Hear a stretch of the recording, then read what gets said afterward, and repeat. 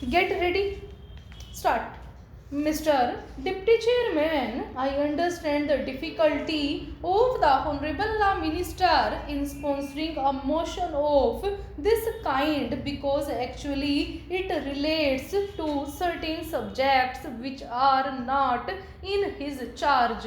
Yet I do not know how he can get away from it. That is my difficulty, because after all he has come here with an amending bill and he has asked us to invest the government with certain powers which, according to the High Court of Kolkata, the government does not possess, namely the power of the government to act as the buyer and compel the seller to sell to the government under the provisions of this measure. Therefore, naturally, the question arises as to how the government will function as a buyer, as a personality who buys in the market. The behavior of the government as a buyer in the food market is in question today, and that is a subject matter of discussion. I am therefore entitled to know as to how you will function, because it is not merely a question of food for the people but also a question of public funds that will be placed at your disposal to buy.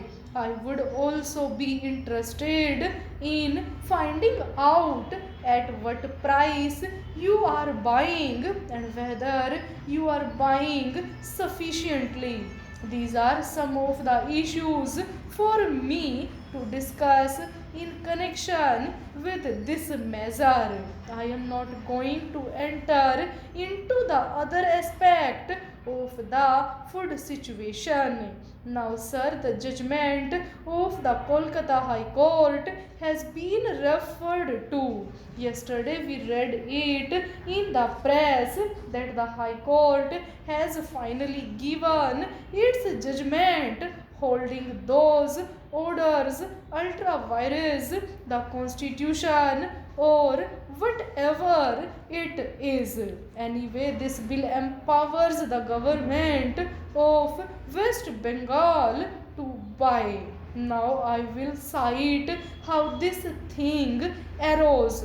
On the 28th August last, the government of West Bengal carried out certain raids on certain rice mills in Kolkata, in and around Kolkata, about 40 of them, and they secured about 20,000 tons of rice.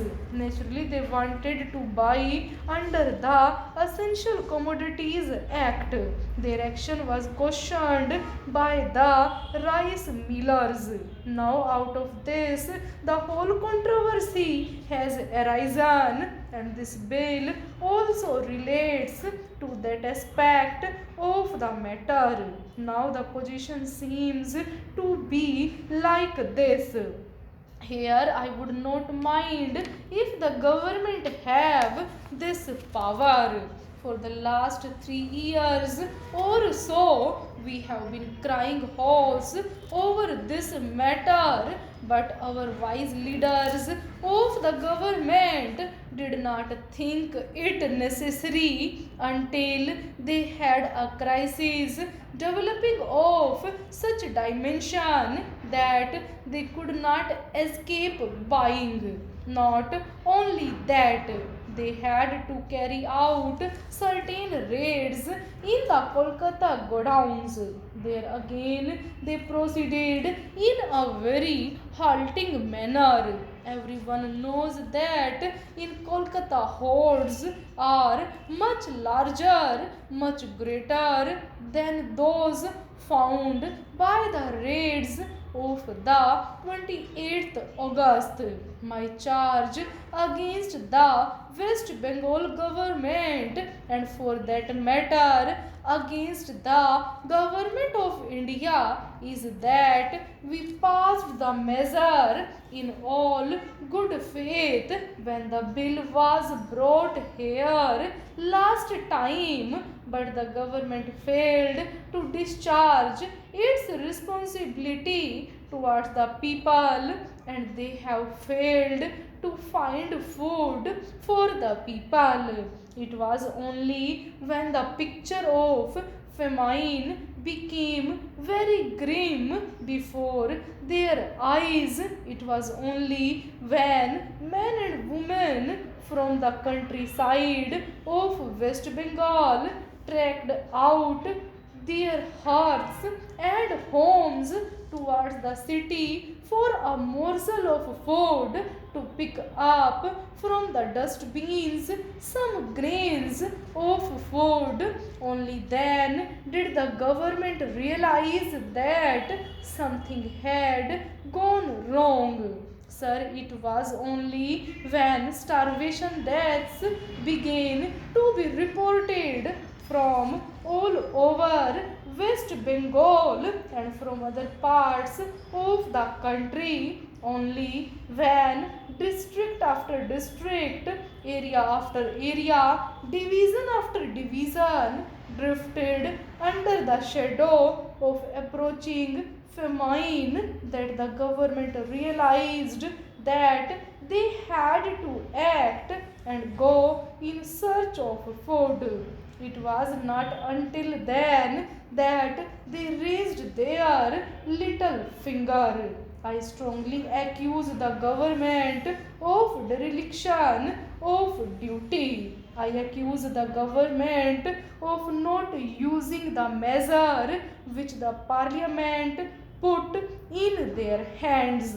I accuse the government of not using the weapon which we gave them in order to secure food for the people.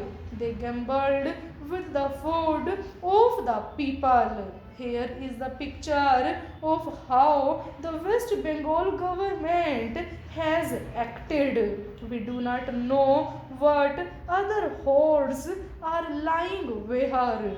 Am I to understand that West Bengal is passing into the grim shadow of famine, and that only 20,000 tons of rice is held in the godowns? Am I to understand that there are no more hoards lying in the hands of the tradesmen and businessmen, not only in the city but also in the rural areas, so as to have brought about this situation? I would ask the government to explain, why are they buying only in the urban areas?